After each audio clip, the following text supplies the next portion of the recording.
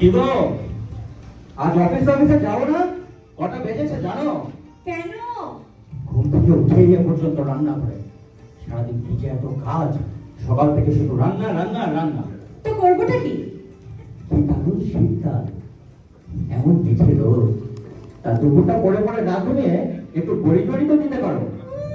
হুকুম করতে ওস্তাদ আগে না না না না না, হুকুম টুকুম নয় বাবা, আমার সামান্য অভিলাষ। আসলে মাও মারা গেছেন আর খাবারেরও একদম 12টা বেজে গেছে। রাখো রাখো, মা যে রোজ তোমায় কত পঞ্চব্যঞ্জন করে খাওয়াতেন সে আমার জানা আছে। মরা মানুষটাকে নিয়ে আর টানাটানি করবে। হ্যাঁ হ্যাঁ, মায়ের কথা শুনলেই তো তোমার গায়ে জ্বালা ধরবে। হ্যাঁ সে তো ধরবেই। সেই লাস্ট 5 বছর আগে একবার বেশ নারকোলা ছোলা টোলা দিয়ে বেশ একটা মোচা হয়েছিল, আর 3 বছর আগে হয়েছিল থোড়।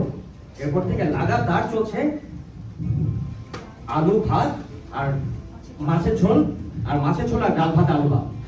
জীবনে তো ঘেন্না ধরে গেল। আমারও।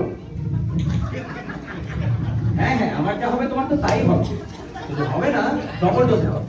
বেশ গোসল শিখেছো, তা তোমার কি নিয়ে ঘেন্না ধরো শুনি? দেখো, কেঁচো করতে যেও না বলে দিচ্ছি, সাপ বেরোবে, খাচ্ছ খেয়ে যাও।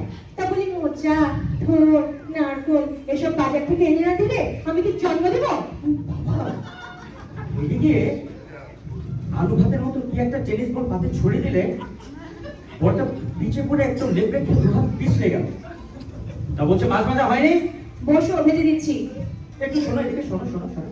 কি কি বলবে বলো? একটা কথা, কফে মোচা ধারণ করতে গেলে কলা গাছে বীজ চায় সে আমি জানি, কিন্তু এই মোচা থোড় যখন বাজারে ফলে থেকে বেরোবে তোমার এই মুখটা তো একদম তোর হাড়ির মতো হবে। এ তো আর তোমার ড্রেসিং নয়, হাড়ে পাউডার, ধুতে কাজ, পেন্সিল আর কপালে কুমকুম। বাজে বকবক। মোচার ড্রেসটা একটা আলাদা আর্ট আছে, সে আমার মা জানতো। হ্যাঁ হ্যাঁ, তোমার মা তো সব জানে। কবিরাজের মেয়ে ছিলেন কিনা, শেকড় বাকড়, লতা মাতা, কচু ফেচু সব জানে। আর তুমি আলু ব্যাপারীর মেয়ে, মাছ মাংস লিভার পিলে। তা আমি গায়ের সাথে তুমি খুব ভালো করে জানো, অত ঠেস দিয়ে কথা বলার কি আছে? ডাক্তারের মেয়ে হলে তোমার মতো মোচাকে করবার মালা পড়াতো, ডাক্তার জন্য ব্যারিস্টার দিত। বাহ বাহ বাহ, তোমাকে রাগিয়ে